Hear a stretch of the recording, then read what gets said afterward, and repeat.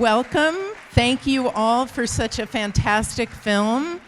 We're so honored to have you all here on the Castro stage. It was really great to see this film on the big screen.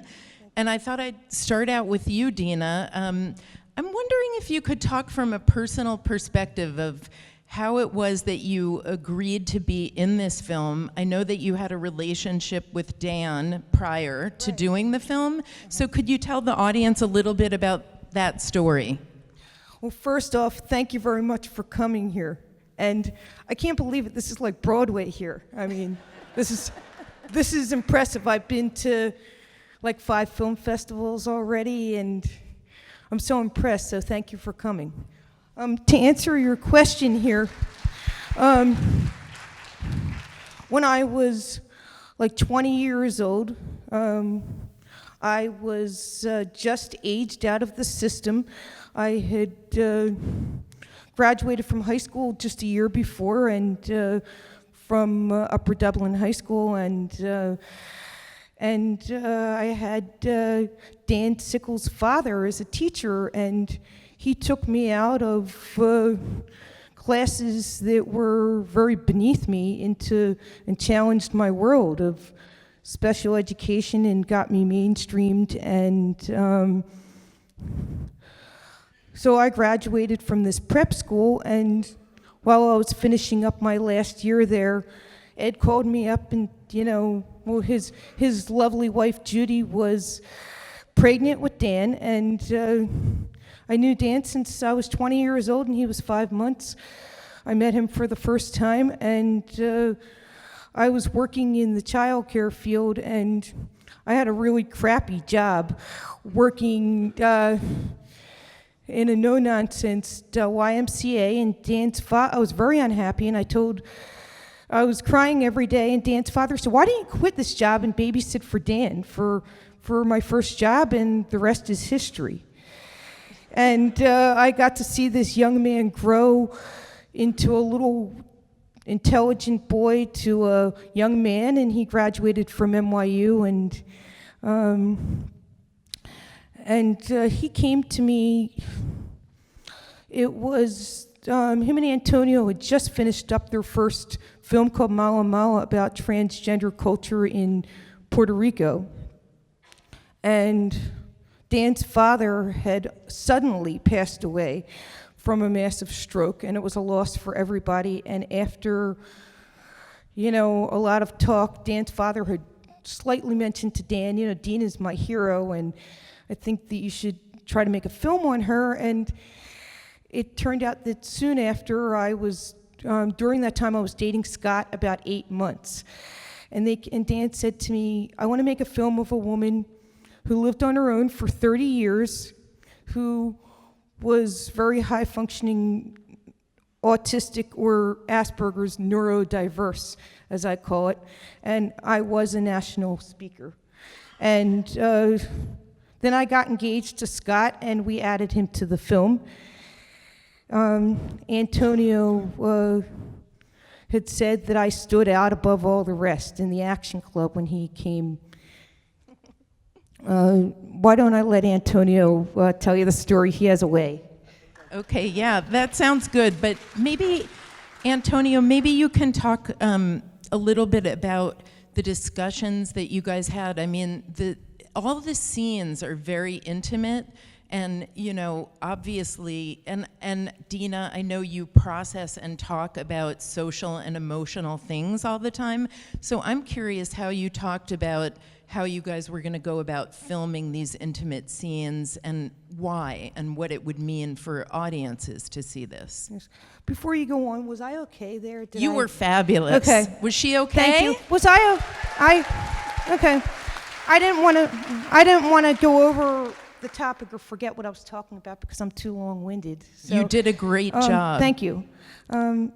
But Antonio, do you want to talk a little bit about how you guys talked about the scenes? And then Dina, maybe you can chime in after about how did it feel to be filmed all that time, okay? So, when we met Dina, we were really trying to figure out how to tell her story. we spent the first few months just experimenting. We did a 3-day master interview where we asked her every single question we could think of, just to have it recorded and to fully understand the spectrum of her experience and her whole history. And then we knew we were gonna put it away and not include it in the film.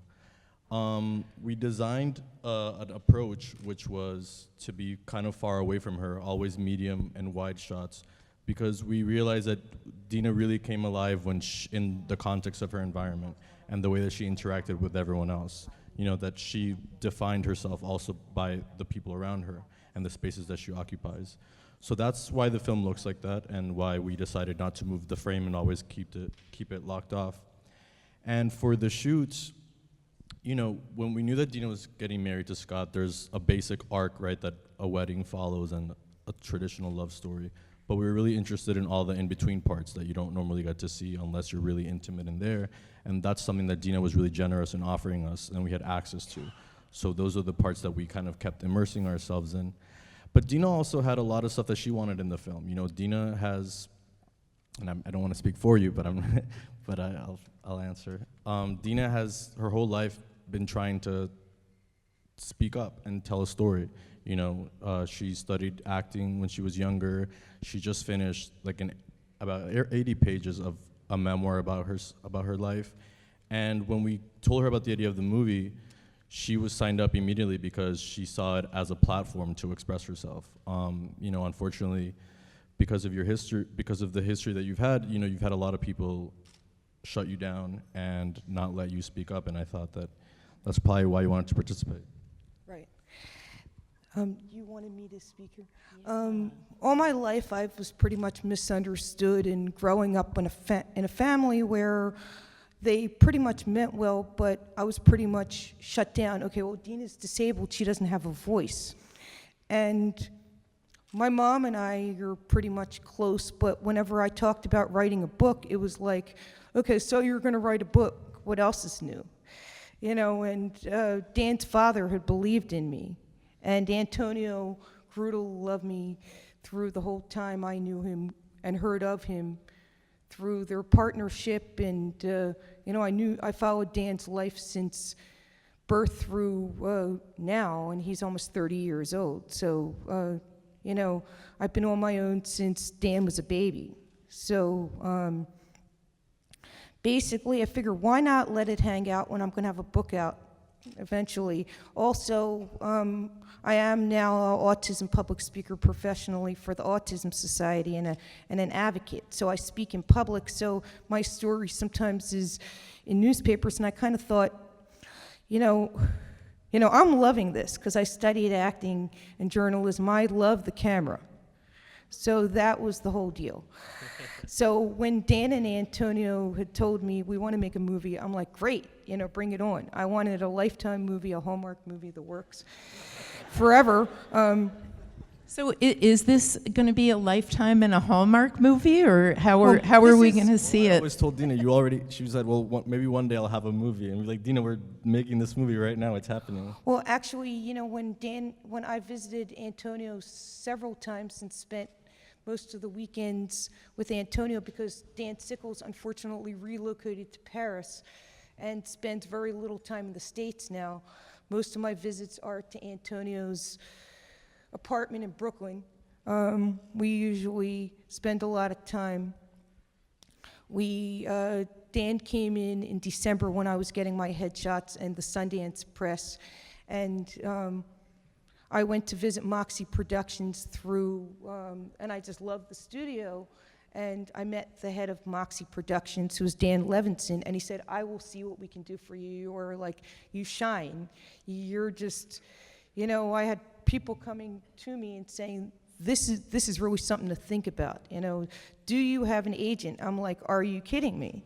You know, come and get it. So, you know, take me to Hollywood, you know.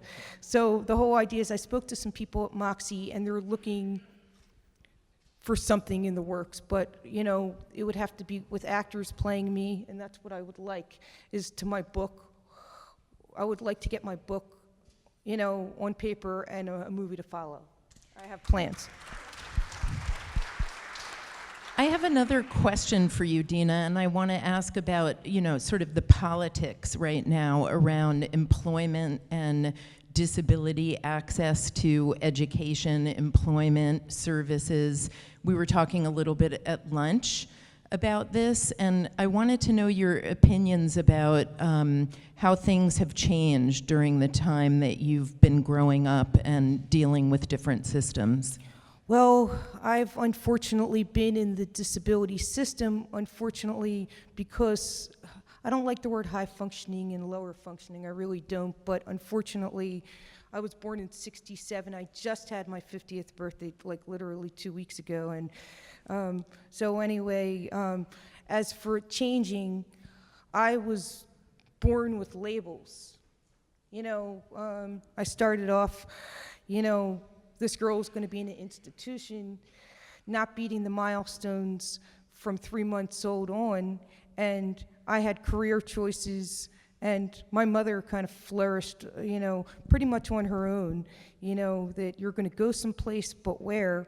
And doing this alone because she did not have a partner to support her, and my mother was thrown to the wayside, and my father had started the disability thing, and when you grow up and somebody says you're labeled, you become that label. So today, there's centers out there that say that disabled people can work and have, full-fledged careers. And especially with high-functioning Asperger's, there's actually lawyers and doctors out there with, it's a neurological disorder and when you're misunderstood, unfortunately, there's social problems and there's mental problems that come with. So unfortunately, we are on the system, but with correct therapy today, you could. But there's, unfortunately, I'm making it work now. I'm doing the best that I could. But disability kind of got me on my feet at times, gave me the benefits that I need because, I was shunned by a lot of times with the community. So do you see what I'm saying? That I want to add that you were a teacher's aide for 10 years Yeah. before your attack. Right. So currently the disability is because of the PTSD from the attack, not from anything neurological or anything. Yeah. Of course, you saw in the movie, I was badly attacked 7 years ago. And unfortunately, it was not 7 times. The guy was lying. It was more like 30 times. And I had to relearn how to walk, and I lost a lot of blood. So neurologically, yes, there were some problems, but I suffered from severe emotional problems, some depression, some PTSD, and I refused to let the disability get me down or make me win. I want the disability to make me a winner and not, you can't let the disability beat you, regardless. But unfortunately, I had so many medical problems that I needed to go back on disability, and, Thank you. I just wanted to ask, we're at a Jewish film festival, and I'm wondering, you were telling me a little bit at lunch about your background a little bit, and I was wondering if you could share that with the audience. Oh, okay. Well, I was born Jewish, both of my parents, and, both of my grandparents were amazing, and they gave me a sense of community. And my grandmother, who you saw in there, she was my favorite grandmother. The other one, my dad's mother, was pretty wonderful, but I remember she lived in Northeast Philadelphia, and I used to actually love when we used to go to Northeast Philadelphia. She lived on Distant Street, and we used to go see the Jewish Community Center where they had the Jewish holidays, the Sukkah, the Hanukkah things. And I grew up I went to temple with my parents in the early years, but unfortunately, my mother was very protective of me, and there was a special class in the Hebrew school. And when we moved to Elkins Park when I turned 11, the synagogue that I had went to did not offer special needs. And she was very afraid, although I excelled in Hebrew. So I went to a little folk shul in Philadelphia where they did my bat mitzvah training for free and funded me. And it was very community-oriented, where I went to parties. I was in the world with everybody else, and I finished all the training on my own. Even went to regular Hebrew high school and confirmation, and I got through the regular synagogue as well when they shunned me.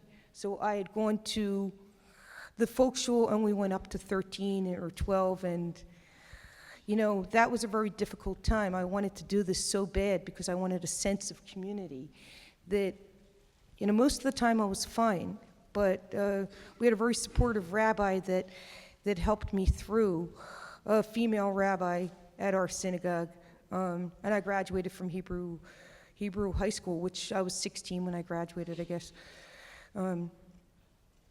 Okay, thanks. I know the audience would like to ask some questions, so we do have a little bit of time. So if you want to identify yourselves, we'll come find you. So I have a question here in the center. Well, is it working? No, it's not working. Testing. Jeff, one of the slider mics is not working. Can't hear. Hello? Ooh, hello? Sort of. So I have the burning question. Should I just ask it without the microphone?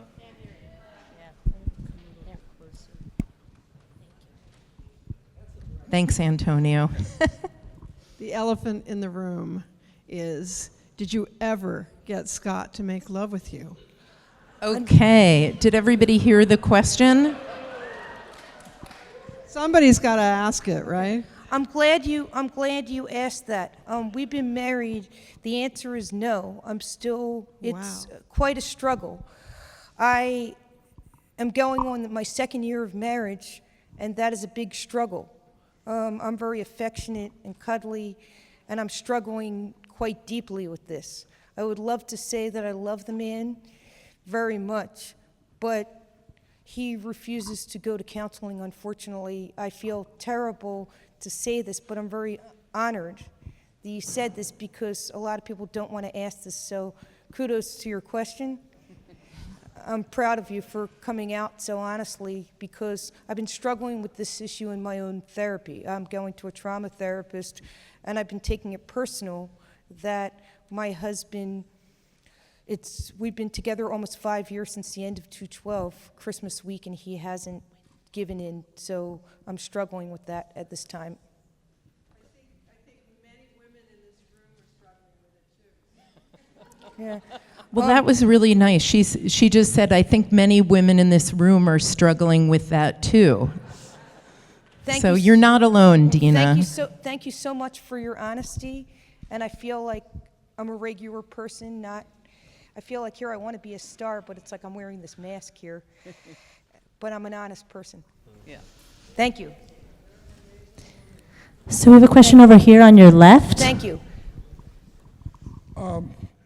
In the movie, I had the impression that one of the characters had what's called Asperger syndrome, or now called autism spectrum.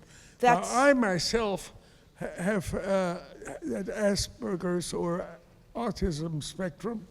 I've also been the son of a Dachau survivor and a retired staff sergeant of the United States Air Force. Now, did you perchance have, or maybe your character or the other character have that Asperger's, because that's the impression I had. Oh, yes, I wanted to tell, I was diagnosed actually with Asperger syndrome and autism and PDD and OS. They're all on the spectrum. So my first diagnosis at 3 years old, it was pretty much evident when I couldn't do the developmental milestones. And I had the test done when it was first administered in 1988. I was just turning 21, and I had an evaluation for a teaching job, and for job coaching, they needed a diagnosis. And they didn't really think that I was learning disabled because, I was exceeding in high school and college with honors, so they needed a more specific diagnosis. So I have Asperger syndrome, which got changed to autism spectrum, which makes it more diverse. So they're kind of like, the Asperger's is an umbrella of more, less neurodiverse, if you would say. I don't like higher functioning or lower functioning. We're all the same person.